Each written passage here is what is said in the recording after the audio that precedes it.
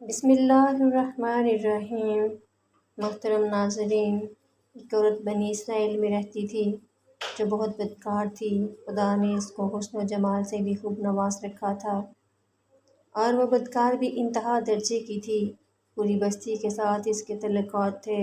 وہ اتنی مالدار ہو گئی کہ اس نے اپنے لیے بڑا محل بنوا لیا تھا اور ایک تخت بنوایا جس پر وہ بن سنور کر ملکہ کی طرح بیٹھتی تھی، اور اس کے ساتھ غلط تعلق رکھنے والے پورے شہر کے امراء تھے۔ اس کی زندگی ایسے ہی گزر رہی تھی۔ ایک مرتبہ کیا ہوا کہ وہ اپنے گھر کا دروازہ کھول کر تخت پر بیٹھی تھی کہ قریب کسی اور بستی کا نوجوان جو بہت نیک تھا، عبادت گزار تھا، وہ ادھر سے گزرا، اور گزرتے ہوئے اچانک اس کی نظر اٹھی تو اس عورت پر جا پڑی، اور عورت کی ایسی تصویر اس کے دل میں چھپ گئی کہ وہ آگے تو چلا گیا مگر اس کا دھیان ادھر ہی بھٹک گیا۔ پھر وہ ذکر میں بھی، تسبیح میں، تلاوت میں جب بھی بیٹھتا تو اس کا دل ہی نہیں لگتا تھا۔ اس نے روزے بھی رکھے لیکن دل سے خیال نہ نکلا۔ اس نے اپنے آپ کو تکلیف بھی پہنچائی، کئی دن اپنے آپ کو بھوکا پیاسا رکھا، مگر اس نے دل سے اس عورت کا خیال نہ نکلا۔ حتیٰ کہ ایک دن اس نے سوچا کہ جب اس خیال سے میری جان چھوٹتی ہی نہیں تو میں اس کے پاس چلا جاتا ہوں۔ چنانچہ اس کے پاس جو تھوڑا بہت سامان تھا اس نے بیچا، اور اس کے اتنے پیسے تیار کیے جتنے سے وہ بدکار عورت اپنے پاس آنے کی اجازت دیتی تھی۔ وہ اس عورت کے پاس چلا گیا اور اس کو پیسے دے کر اس کے پاس چارپائی پر بیٹھ گیا اور اس کے ساتھ بات چیت کرنے لگا۔ اچانک بات چیت کے دوران اس کے دل میں یہ خیال آیا کہ میں نے نیکوکاری کے اتنے سال گزارے ہیں، آج میرا اللہ مجھے اس غیر عورت کے ساتھ بیٹھے ہوئے دیکھے گا۔ بس یہی خیال اس کے دل میں آیا تو اس کا ڈر اس پر غالب آ گیا، اور نوجوان نے کانپنا شروع کر دیا۔ عورت نے اس سے پوچھا، تم کانپ کیوں رہے ہو؟ تمہارا چہرہ پیلا کیوں ہو گیا ہے؟ اس نے کہا کہ بس میری طبیعت ٹھیک نہیں۔ عورت نے کہا کہ پھر تم جس مقصد کے لیے آئے ہو وہ مقصد پورا کرو اور چلے جاؤ۔ نوجوان نے کہا، نہیں۔ وہ بڑی حیران ہوئی کہ آج تک میں نے زندگی میں کوئی ایسا مرد نہیں دیکھا جو میرے قریب اس طرح چارپائی پر آ کر بیٹھے اور برائی کیے بغیر چلا جائے۔ یہ نوجوان کیسا ہے؟ مگر نوجوان نے کہا، اچھا میں چلتا ہوں۔ اس عورت نے کہا کہ تم کون ہو؟ کیا ہو؟ نوجوان نے بتایا، اس نام کا بندہ ہوں اور فلاں بستی میں رہتا ہوں، اور میرے دل میں یہ خیال آ رہا ہے کہ اتنی عمر مسلے پر بیٹھ کر گزاری، آج میرا اللہ مجھے تیرے ساتھ بیٹھے ہوئے بھی تو دیکھ رہا ہوگا۔ اس کے بعد اس نوجوان کی آنکھوں میں آنسو آ گئے اور وہ چل پڑا۔ چنانچہ عورت کے دل میں خیال آیا کہ یہ کنوارا نوجوان اللہ سے اتنا ڈرتا ہے جبکہ اس نے گناہ بھی نہیں کیا، اور میں تو سارا دن اور ساری رات گناہوں میں ڈوبی رہتی ہوں، میں تو خدا سے ڈرتی ہی نہیں۔ اس کے دل میں شرمندگی پیدا ہوئی، ندامت ہونے لگی کہ اب کیا کروں۔ دل میں خیال آیا، چلتی ہوں اور حضرت موسیٰ علیہ السلام سے پوچھتی ہوں کہ کیا میرے لیے بھی توبہ کی کوئی صورت بنتی ہے۔ وہ اپنے گھر سے نکل پڑی۔ اب اس کو بستی کا ایک بندہ پہچانتا تھا۔ وہ ایسی نامی گرامی عورت تھی۔ وہ چلی گئی اور جا کر حضرت موسیٰ علیہ السلام کو جو دیکھا تو وہ اس وقت بنی اسرائیل کے لوگوں کو نصیحت فرما رہے تھے۔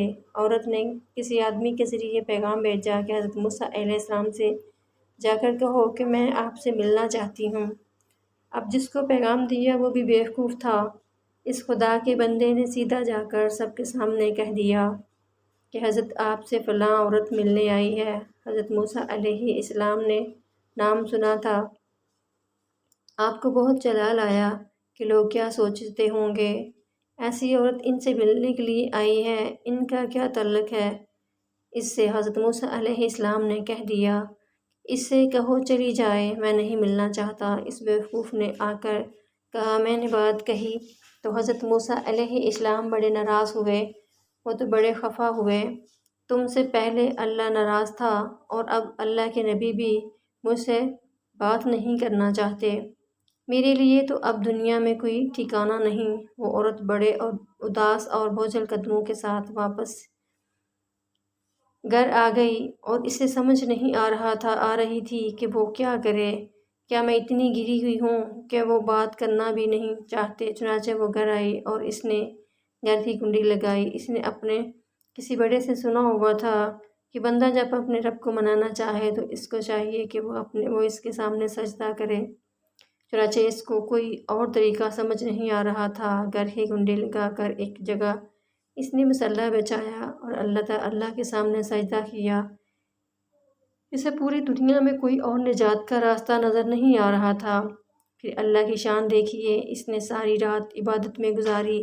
اگلے دن اس کے دل میں خیال آیا کہ میں عورت ذات ہوں، اکیلی ہوں، اس مکان میں نہیں رہ سکتی۔ ایک میری خادمہ ہے تو میں اگر نیت بھی کر لوں تو جتنے لوگوں نے میرے ساتھ بدکاریاں کی ہیں وہ مجھے یہاں نہیں رہنے دیں گے، تو بہتر یہ ہے کہ میں اس جگہ کو چھوڑ کر چلی جاؤں۔ اس عورت نے فیصلہ کر لیا کہ میں یہاں سے چلی جاتی ہوں۔ اس نے اپنے آپ کو ایک سادہ کپڑے میں لپیٹا تاکہ کوئی کپڑوں اور حسن و جمال کو دیکھ نہ سکے کہ یہ کون جا رہی ہے۔ پھر اس نے سوچا، عورت ذات ہوں، کہاں جاؤں گی؟ دل میں خیال آیا کہ وہ نوجوان آیا تھا جس کے دل میں اللہ پاک کا اتنا خوف تھا کہ وہ اللہ تعالیٰ کے ڈر سے کانپ رہا تھا۔ کیوں نہ میں اس نیک بندے کے پاس چلی جاؤں، اس کی خادمہ بن کر رہ جاؤں، ممکن ہے کہ وہ مجھے نکاح میں ہی قبول کر لے۔ اور اس بستی کی طرف چل پڑی۔ چنانچہ ڈھونڈتی ہوئی اس بستی میں اس کے گھر پہنچی اور گھر والوں سے کہا کہ میں فلاں بندے سے ملنے کے لیے آئی ہوں۔ تو اس کے گھر والوں نے کہا کہ اس کے ذکر اور عبادت کا معمول ہے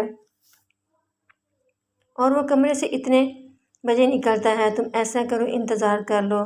چنانچہ اس نے کہا میں انتظار کر لیتی ہوں، اور وہ انتظار میں بیٹھ گئی۔ جب انتظار کرنے بیٹھی ہوئی تھی تو اچانک اس نوجوان نے دروازہ کھولا۔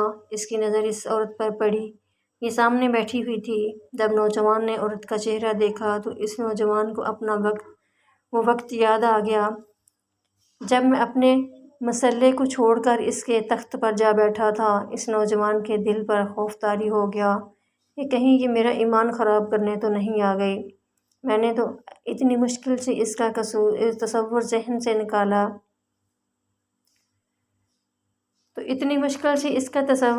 نکالا تھا۔ پھر نوجوان پر اتنا خوف طاری ہوا کہ وہ وہیں پر گر پڑا اور اس کی جان ہی نکل چلی گئی۔ اب اس کی وفات پر گھر والے بھی رنجیدہ اور اس عورت کو بھی پر بہت غم تھا۔ خیر 3 دن کے بعد اس عورت نے اس کے گھر والوں کو بتایا کہ میں تو اس نیت سے آئی تھی۔ انہوں نے کہا اب وہ تو اس دنیا سے چلا گیا، اس کا ایک بھائی ہے، اگر وہ تمہارے ساتھ نکاح کر لے تو تم اس کے ساتھ نکاح کر لو گی؟ اس عورت نے کہا ٹھیک ہے۔ جب اس کے بھائی سے پتہ کیا تو اس نے کہا ٹھیک ہے، اگر پہلے یہ ایسی عورت رہی ہے اور اب توبہ کی نیت کر چکی ہے تو میں اس کو اپنے نکاح میں قبول کر لوں گا۔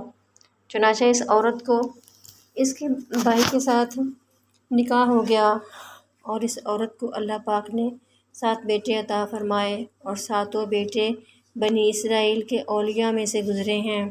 ایسی بدکار عورت بھی توبہ کرتی ہے تو اللہ تعالیٰ اسے 7 ولیوں کی ماں بنا دیتا ہے۔ وہ رب کتنا غفور رحیم ہے۔